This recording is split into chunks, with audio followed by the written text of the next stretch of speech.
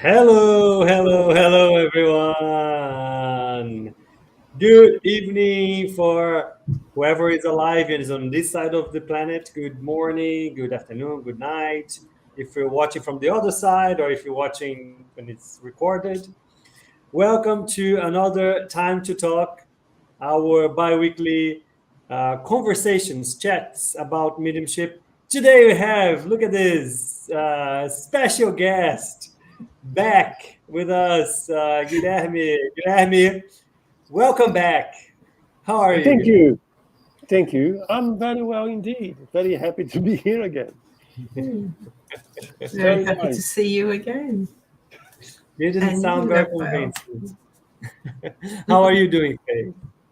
All right, thank you. Better now that I see you've been accompanied to dear friends.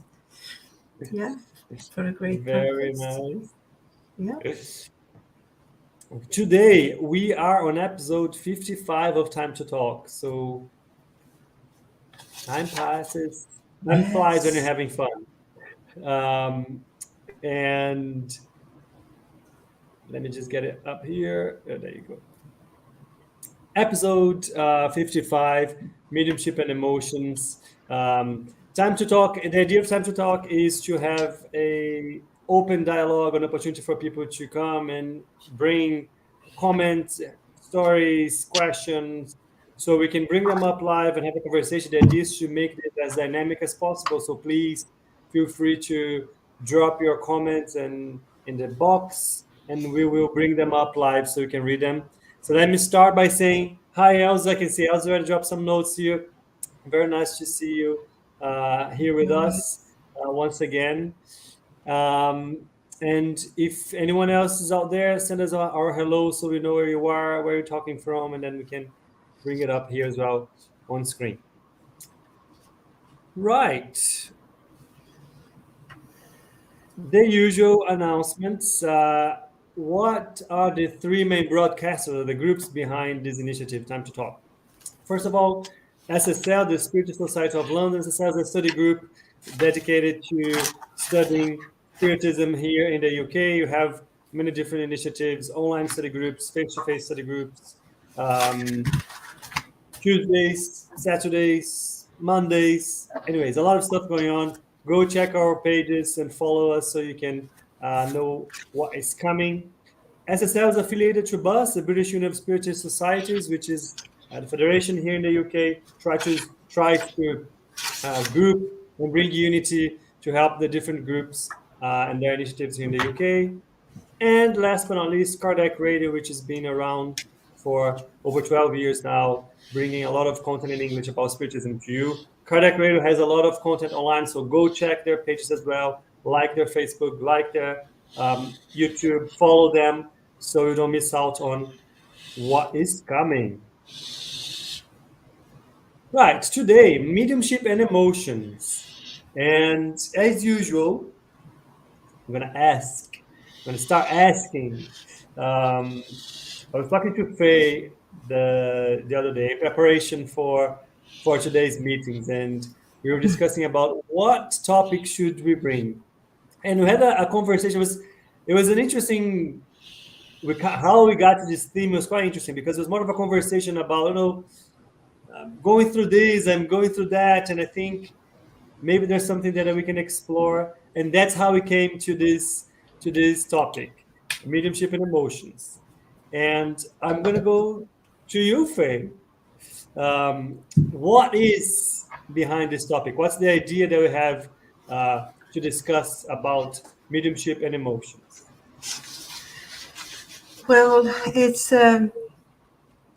there's a number of things that led me to think about that. One of them is that as mediums, we all are.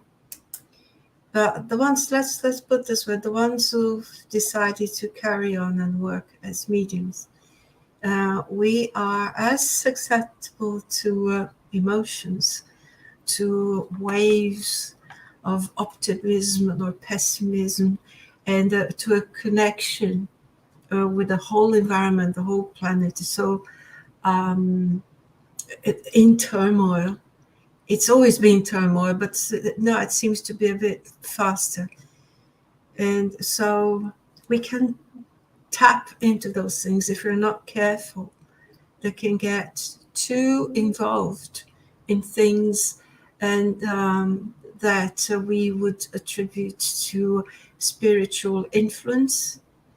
It could be, but it could be pretty much a weakened discipline that we have to try to be sensible about things and see the proportion, see what's appropriate, what's not. I mean, how do we get, how emotionally can we get involved with things and people and the events in the world? And how do we work that emotion? And what would be the best way to work that emotion? So is it any use to be exhilarated and then depressed? And why would I get exhilarated and then depressed? So would it be best for me to look for a balance and see, well, how close? It's not that I'm unsympathetic, but how much does sympathy require from mediums and people in general of an expression that would be ranging from one extreme to the other? And so that's basically it. So what should we do about all that turmoil of emotions that we get every day? Very, very nice. And a lot of things you described are also not only related to mediumship, right? Or to a certain level, it is, but not only to mediums that are ostensive. Well, let me go to Guilherme before I dive into it. Guilherme, when you heard or when I told you about the topic, what came to your mind? I thought you have asked me to come here to ask questions to Faye. So you lied to me. But being serious now, what comes to my mind is that everything in our lives does generate a certain level of emotions. Could be a nice picture, could be someone talking to you, could be a feeling. It does generate emotions. And mediumship is when you open up yourself to possibilities. You open up yourself to help others that are bringing to you not only the emotions, but the problems, the sufferings. And the medium will perceive what the spirit is bringing with him. So mediumship and emotions has everything to do with that. And I think, let me speak now as an indoctrinator, orientator, or whatever you want to call, right? The best way to help those that are coming to a mediumship meeting is when you use your heart and emotions coming from your heart. So you have to be able to receive those emotions, process, and give it back in a way that will let them feel better.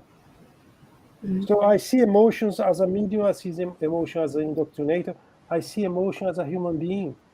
Because those that pretend they are not, they are lying for themselves. So I think I'm speaking too much already, isn't it? Never. And I apologize, my internet's a bit flaky. If I drop or something, apologize in advance. Okay. Well, that's a good segue, Guilherme, because we were in the study group before Time to Talk today, and we were pretty much talking about the how emotions at the core of everything that we do, like as human beings, right? We still emotionally react to something, and that's what triggers us and makes us do this or that, or our actions come usually from an emotion that we feel. And the challenge that we have is how to, I guess, not allow those emotions to become too big and to a point where we cannot control them, and they become something that either as an excess that hinders us in some way, or we be the other way around, we should become so oblivious or to them, or pay no attention to them, that we don't even realize the impact that something, a situation or whatever, has on ourselves and other people. And I think that's why it's always like an interesting balance that we need to have. And the additional complication when you're talking about mediumship is realizing how much of that emotion, especially if it becomes something a bit more strong, a bit stronger, a bit more intense, is coming from me or it's not coming from me. And I think that's something that we need to be aware of ourselves and knowing ourselves to be able to spot, oh, maybe there's something going on here that's not quite coming from me necessarily. So, Faye, you were talking about in our preparation about how a specific situation might trigger something, and how you react to it. You might end up finding yourself in a mental and emotional state that you didn't want to, or even if it's in a negative way, or even if it's in a positive way, it might become an euphoric reaction that's also not necessarily what you want to, because it's above what we need or what we want. I'm sorry. Yeah. That's okay. Can you elaborate a bit more on that? I don't know if you got my... Yes. Yeah. Yeah. I think so. And please correct me if you think I'm wrong, both of you. I was thinking of situations like, specifically at the moment, when we witness or we get information about collective disasters, environmental hazards that are hammering so many places, so many parts of the planet in different ways, but all equally difficult and sad. We can't be indifferent to those things, thinking of the people, of the countries, the situations, and all that. But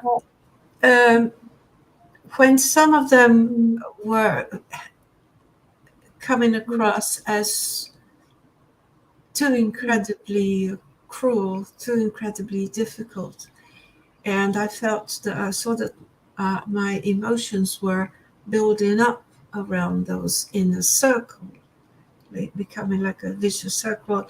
I see the information, I see it again, even if it's something that's happened in the past, in the recent past, and you sort of relive the situation. And then I stopped to think, well, hang on, what am I doing to help the situation? Either the material with in supporting the incarnate people going through that sort of moment, and the discarnate people who are also around them. So would the intensity of my emotions channel the turmoil, the negative and emotions and the suffering that none of those people would need at the moment.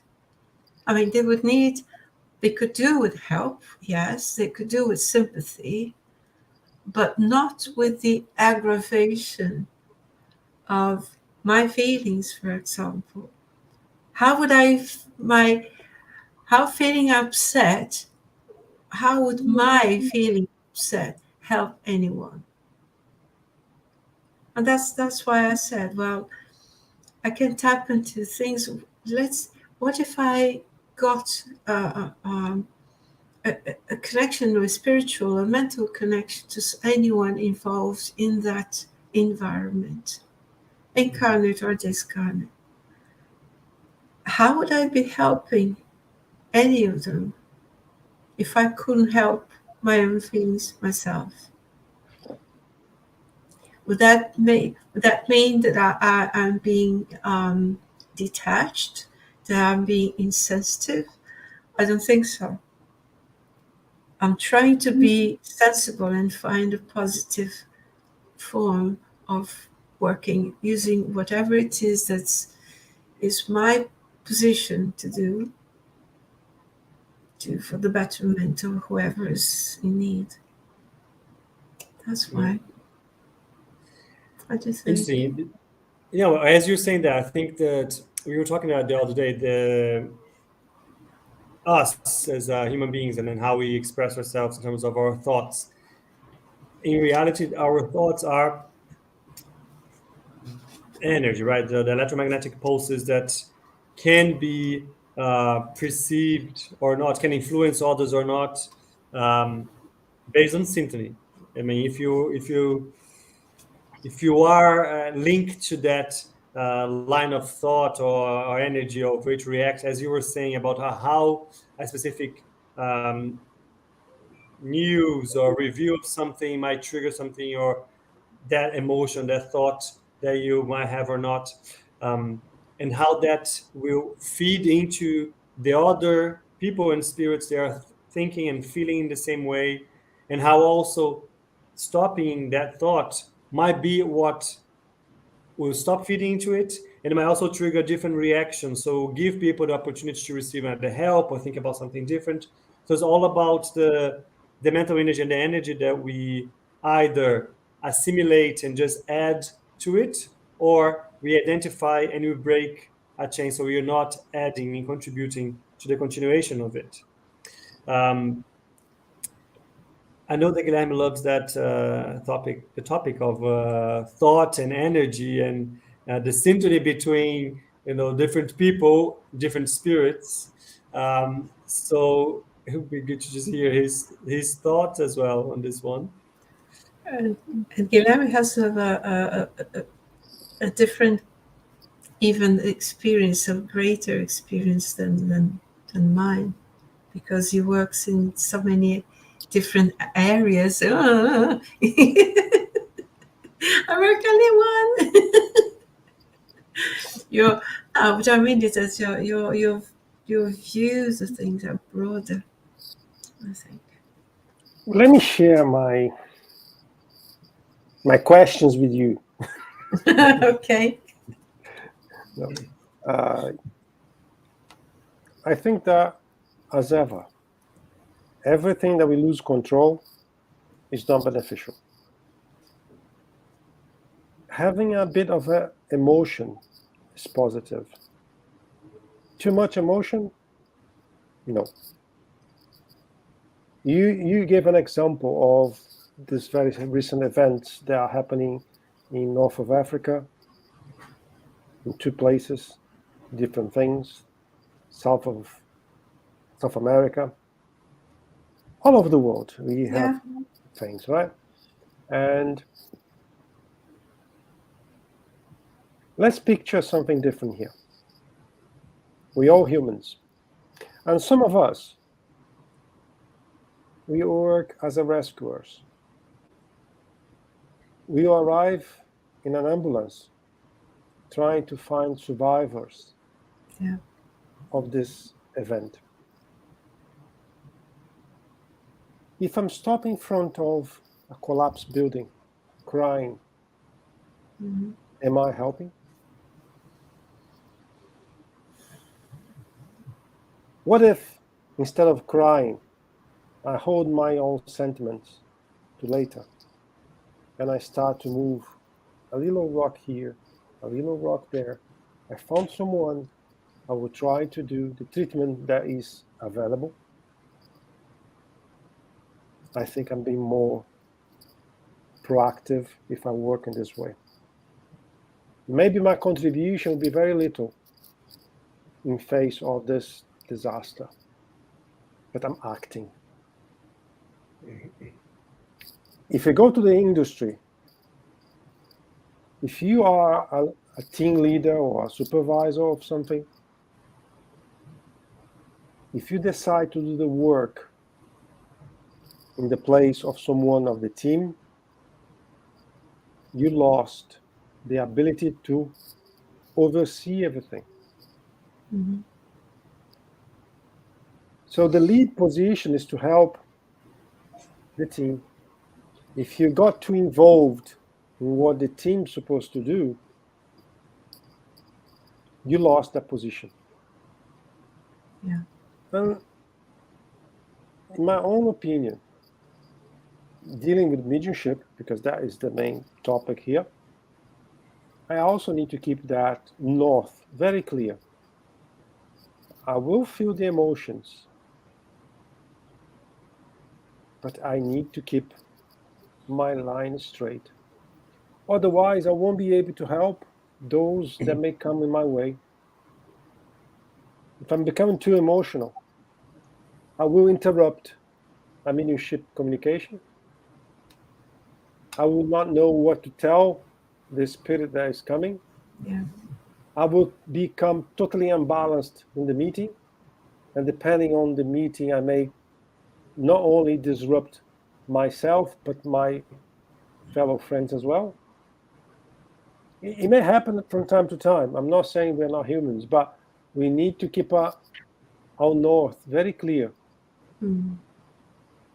I'm trying to picture a different No, I thing. think you're right, and you remind me, if I may, you remind me of a set of places that are not emergencies as such, but their situation is just like that. There are places of hospitals, for example, that I had the chance to visit to do some work, and the rule number one there says, well, all the cases there were so appalling, all of them, that the rule number one was you were not allowed to shed a tear, because one tear is going to break their resilience, the patient's resilience, the patient's strength. So you can cry your eyes out outside when you have a break, or when you leave this person, you can go outside and cry. But never in front of them, because it's like you say, one little moment that you feel more overwhelmed, that's when you destroy the little feeble line of strength that the others are trying to gather. And they depend on that line because that's the only thing they can do. Something came to my mind, Faye. Mm. I don't remember which book anymore, but in one of those spiritist books, there was a chapter describing how a person wants to be prepared to go to an activity. Yeah. We want to pray, we want to be meditating. And there was one event that one of the friends decided to, sorry, before we go, we need to pray. And one of them, let's say the lead of the group, came to this person and said, there is time to pray, there is time to action. Sometimes the action is the prayer. Mm. Sometimes the action is what will bring what you are looking for. Yeah. So there are situations and situations. But I don't want to encourage people to be cold as ever and become No. monstrous. That's not what I want to. But I want to encourage people to help others, to use the best of their abilities to help others. And sometimes, if we are too deep into the emotion, we may lose that focus. Yeah. In other words, what you're saying is seeking a balance as much as possible, because as you say, we're all humans. We all get overwhelmed at some point. There's always emotions. There's always the impact. But it's seeking balance at the right time is a form of charity. Mhm. So it's not my heart. It doesn't matter if my heart's broken. It's their heart that's broken. Yeah, it's not me who's hurting. I can't look at it. It's their body that's broken. That needs healing. So when that moment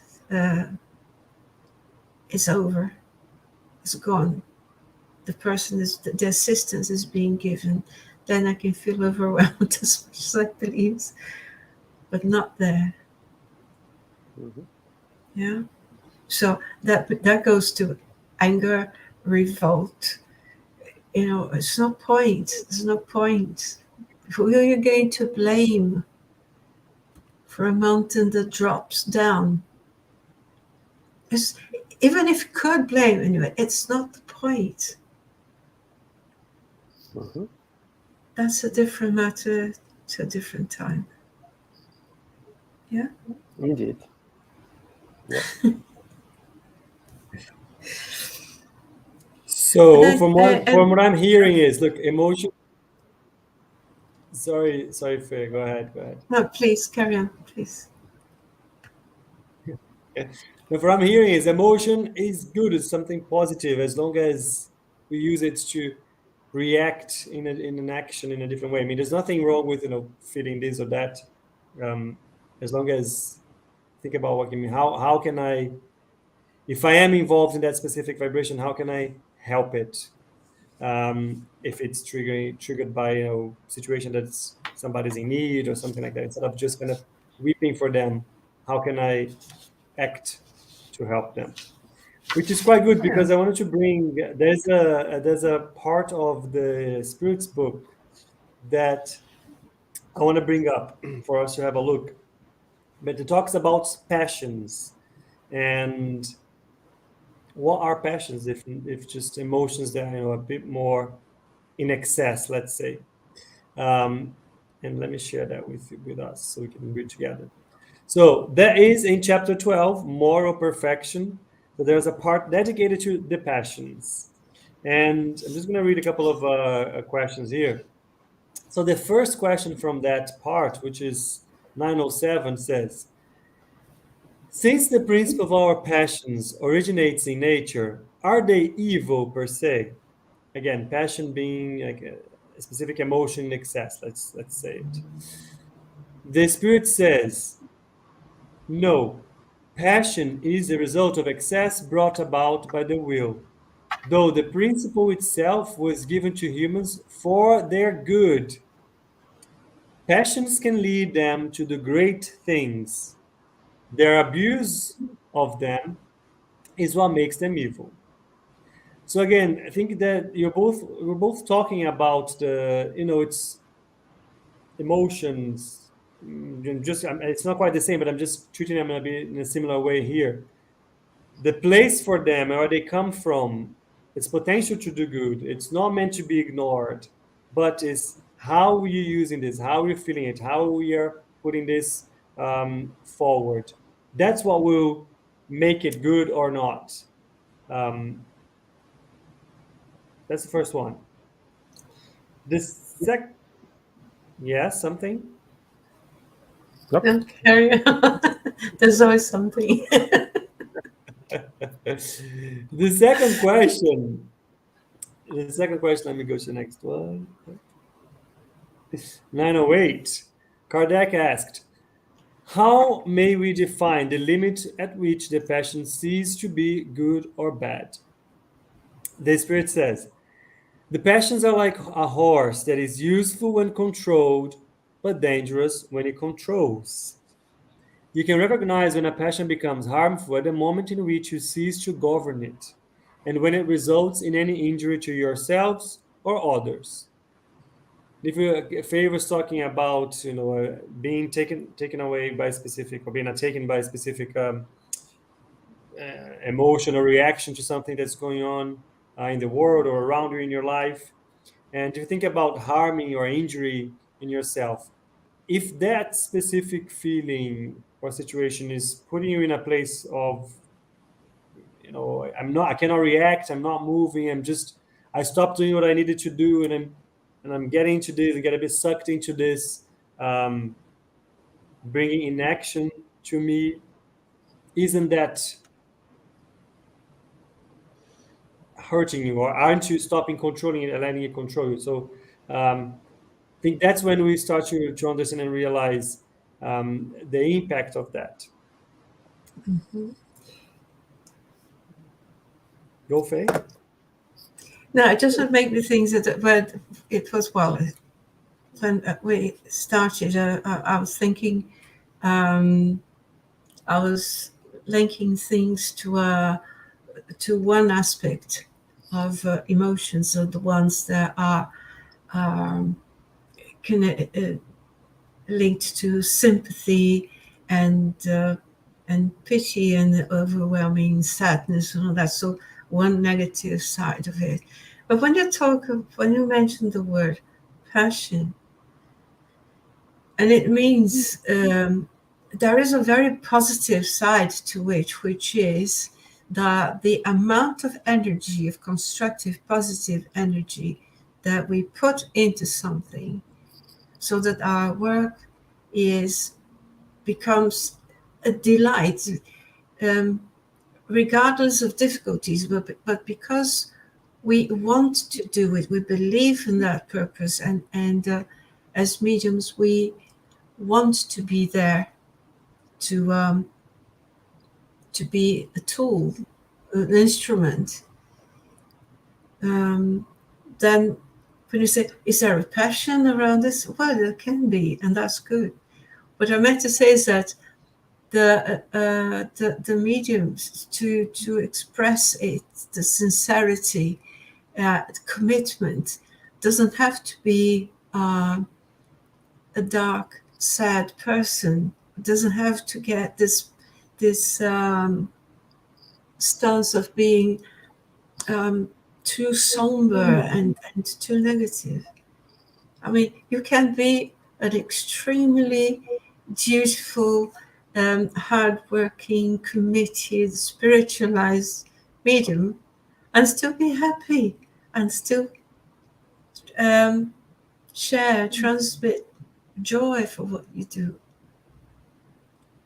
So it's again, we come to the balance. There's nothing wrong with being happy. 100%. Nothing wrong with being happy.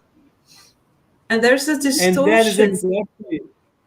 Sorry? Go ahead. Sorry. No, and there's a traditional distortion that anything that would be sanctified, anything that would be holy and profound and deep is also somber, heavy, and why? Why should we feel unwell and resentful and sad and deny life in the name of light? In the name of life, we should celebrate the source of our life, should we? Yeah. Now, none of the extremes would help, but I would say we don't need to deny joy and the passion for what we do, be in our jobs, our families, our life. Yeah? We don't need to deny any of that. Yeah, absolutely. Which is great that you said that, because that's exactly After those two questions, Kardec has a comment, and that's exactly how he starts his comment. Let me bring it up. Passions are levers that increase humans' powers tenfold and help them to fulfill the designs of providence. So exactly what we're talking about, the energy and the commitment and the action that comes out of it. However, if instead of directing their passion, they allow themselves to be directed by them, they fall into excess. And the very power which in their hands could have done good falls upon them and crushes them instead. All the passion have their principle in a sentiment or need of nature. Therefore, the principle of the passions is not evil, because it rests upon one of the providential conditions of our existence. Passion per se is the exaggeration of a need or sentiment. It is in the excess and not in the cause, and such excess becomes evil when it results in some kind of evil. So again, emotion, it's not quite the same, but I'm just drawing a parallel between passion and emotion here. Is a moving power, is the energy that triggers reaction on us. I think that how we're going to direct that, I think that's the difference, and that's where lies if it's going to be good or not. We've been talking a lot. Guilherme is very silent, so I'm gonna. Yeah, I think so too. And I have a question to him. No. Go, Faye, have a question. Yeah, just well, it's a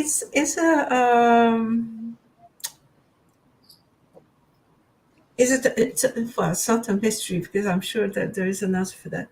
But I would ask, okay, assuming that there is a passion that I would do, as the medium would work with a passion, with love and happiness, wanting to do the work, why would that mood change when he's about to work? Why? Because sometimes you say, oh, really, I'm looking forward to it. I really want to do and prepared and have all the day and all the hours preparing to be there. When it gets just about to start the work, that mood changes. Really? Why? Is it two personalities or what? What happens affecting the medium? Is it the mediums as an incarnate person that's still not quite well tuned? Or is it something else? Faye, there are people that want us to go to the north, and there are people that want us to go to the south. Until you decide if you want to go to north or south, you are open to suggestions. The day you decide that, no, I want to go to the north, you will not hear the suggestions to go south, east, or west anymore. And some of those emotions that you feel before you start an activity or before you go to that place, or a few minutes before you leave home to go to that place, may not be yours. You may be induced to feel those energies or those sentiments or whatever, because you're not very sure if you want to go left or right, up or down. And then they will see that as a breach, and they will use that to achieve what they want. And the most important is to know yourself. I'm not discharging here the possibility of having a person with some disorder that could be happy and sad in minutes. I'm not saying that. But yeah, but assuming that's not the case, Must be something, isn't it? Then it's a breach in the system, Mm-hmm. in the breach in our. Mm-hmm. And quite often, you will accept the suggestion to go south once, twice. Eventually, you will start to think that, yes, the direction is south. It's not the north. Until the problem becomes a bit more substantial. Mm. So you need to know what you want. You need to know yourself. You need to be aware of those influences on your mood, on your emotions. Let me give another example that's very common. Okay. We are married here, we have kids, we are at home, and then someone bursts the bubble inside the home for no reason. What is that? Is your emotion becoming crazy, or is something else? When we see some of those reactions, some of those emotions bursting, let's ask ourselves why.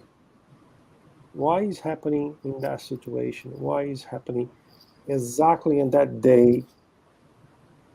Exactly on every Monday, this time of the day is when something like that happens. Mm. Exactly on that Monday, when I'm supposed to leave home to go to that commitment, someone that calls me, someone that knocks on my door. There's always something that will prevent me to go to where I'm supposed to go. This is all related to emotion. And those spirits that are around us, they see that better than we do, and they will use that. So it's a constant battle, if I may say like that. And Mm. it's a learning process. You won't get that in a week or two. It's a constant process until you realize that, oops, there's something different today. It's better watch out, otherwise I will drive south instead. I'm not sure if I answer your question, but that's what came to my mind. No, I think you have. Yes. Yes.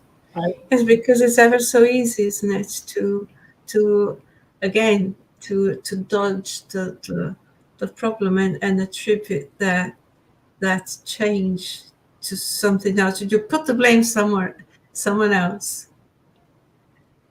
and when it's really not quite the same, quite the case. Now I have a question for you, because that's what I was told to do today.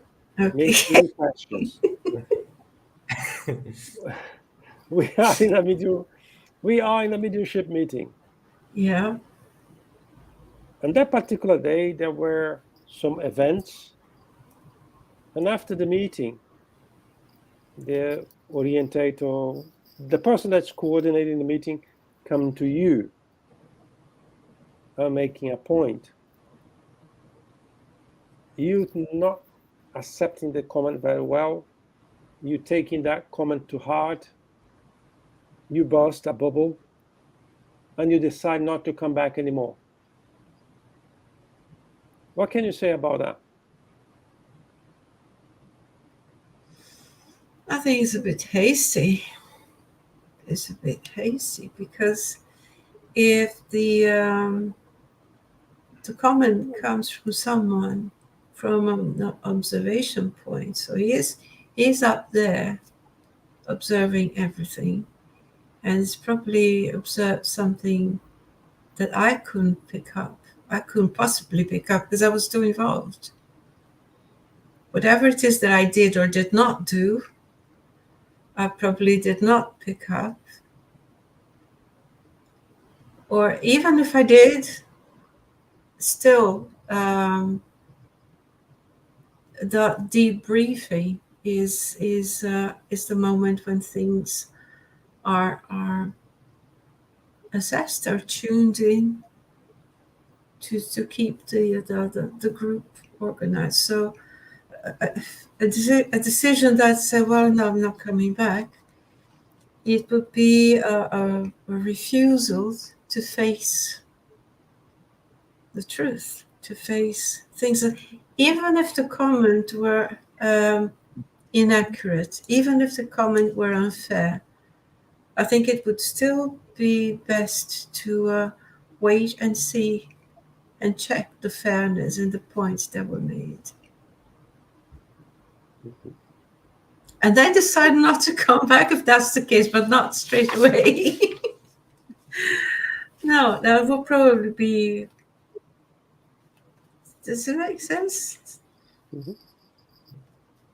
Because if I'm in a meeting, it's and I'm putting all my effort and my concentration on the group, on the work that's being done. So I'm focusing on my part and what I'm hearing.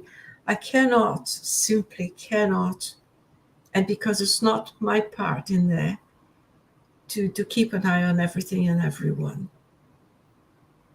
If either I do my part or I don't. Mm-hmm. Yeah? Yep. Let me take from there and ask you and after Rafael. Over your experiences in mediumship meetings, Yeah. what was the opposite? What was the most emotional situation you had? Most emotional. Please don't cry. Do you know, I I always need a box of Kleenex in some meetings, but but once my part's done, it's always dry, finished. I think the most emotional part, I would say, it comes from sometimes during the work, in observing and witnessing something that's happening, something that's being said, someone who's expressing themselves. But it's probably after, when the work is finished and we really get the full image of what happened. Because then that's all the bits of the jigsaw are put together. And I find that's fantastic. And you, Rafael? Before I say, just say that Elsa is also sending some comments, and she said she's agreeing with Faye that she goes through the same with the box of tissues, and it just happens. I would say it's similar. I think it's funny that we are talking about the emotions and mediumship and how the influences around us affect us. That we have cases where you can feel the change in when somebody realizes or gives in, let's say, that we're not there to judge them, we're there to help them, and they can see the difference in how we're treating them, and because of that they break down in terms of whatever facade they were holding to protect themselves or whatever it was. When they realize that it's only good intentions and that they change their posture, it's moving to me, because it takes a lot of courage, and it's humbling to just say I was wrong, and I accept I need help, and thank you for being here. And I always put myself in that situation as well, so I think that's always moves me, and that changes in the energy of the meeting. It changes as you were talking and as you are part of it. So this element of influence and emotions are clear. I think the rescue point, that minute, that instant, when there's a realization, when the person, the spirit has a moment of awakening, of awareness, even if it's gentle flash, that is quite moving. Yeah, I would say. Mm-hmm. What about you, Guilherme? Yeah.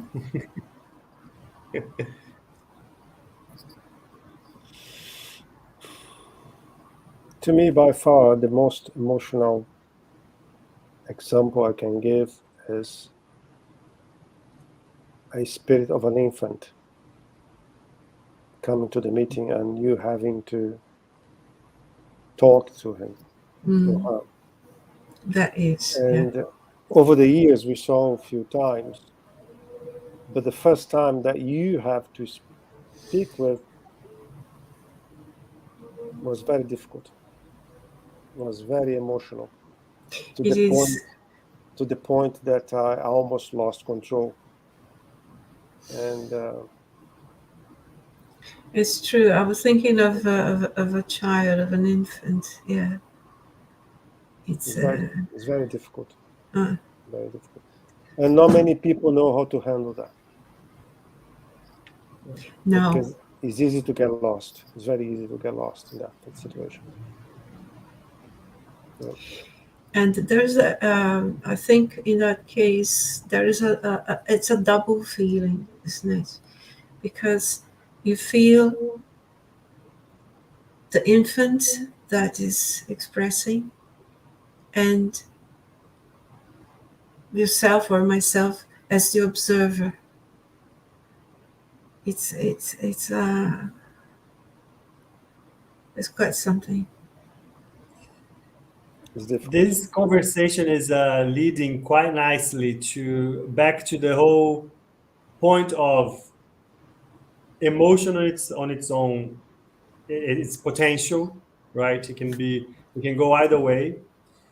But the good thing, the important thing when you talk about mediumship and emotions is that the awareness to understand where is that coming from, and if it's being, potentialized, is it from me or is it not from me? And I think we always talk about that. We are all medium, so we're all susceptible to this influence one way or another. And I want to bring here just a couple. I know I love to bring the paragraphs. I am reading Astral City again, and I was reading, there's a chapter where there's just a simple description that I think is pretty good about the power of the influence and us identifying if we're being influenced or not, and being able to know, I want to be part of it, I want to continue being under this influence or not, right? If you don't make that decision, the emotions are going to make the decision for you. So it's important to identify so you can make that decision. And it's a quick one. Let me bring it back here. So this is from chapter 44 in Astral City. And that's when Elysius is describing to Andrea a situation where they were in a family situation. There was a lot of joy happening. There was a meeting, an encounter that hadn't happened for a long time, and they were preparing for some good work that was ahead of them. And then Lysias is explaining to Andrea that feeling of joy that was taken over everybody that was there. When souls join in the pursuit of some common interest, their thoughts mingle, forming centers of living forces through which, from the general vibration, each member of the group will receive his share of joy or suffering. That's why on the planet, environment is such an important factor in every man's life. We shall always feed on what we cultivate. If we give in to feelings of sadness, we shall become slaves of them. If we are unduly absorbed by the ideas of sickness, we shall suffer their consequences. There is no mystery. It's a law of life which works for good or evil. Whatever an atmosphere of brotherhood, hope, love, or joy prevails, we shall carry with us a share of those feelings. On the other hand, when we shall leave a gathering where inferior tendencies of selfishness, vanity, or crime predominate, we carry the destructive vibrations of those feelings. So I think here's the call for attention, let's say, in terms of what are our feelings telling about us and our mental state and our thoughts, and how much of it is coming from us or not. I think that's an exercise, right? It's not like, oh, now I know this, fine. From tomorrow, now I can understand and read all of my emotions clearly, and I can control that. It's not that. It's a process. It's an exercise. Sometimes it works, sometimes it won't. Sometimes you won't even realize. Sometimes it's too late when you realize, but another opportunity will come. Mm-hmm. Yeah. So this leads to sorry, Guilherme, I have to ask you a question. So this, or putting it all together, does it mean, because you mentioned, because of your previous question, in a rescue work, we see, and I think people in any sort of rescue work see all sorts of things. So would our emotions be protected when we engage into a rescue work, spiritual rescue work? Would our emotions be protected so they don't get overwhelmed with the cases that we find? Because we see and hear things that I probably wouldn't want to see in a film. But that's life, isn't it? What do you mean we protected? From getting too exacerbated as to getting that we manage to keep a certain distance or looking objectively. Everything in life is practice, right? The first time you are exposed to some sort of emotion, you may be shaken. But after a period of time, it's just another one, right? So you get, with the practice, in a serious environment, you get used to it and you know you are safe. Because the main question you had is, are we protected? Yes, we are. Are we doing what we've been told to do?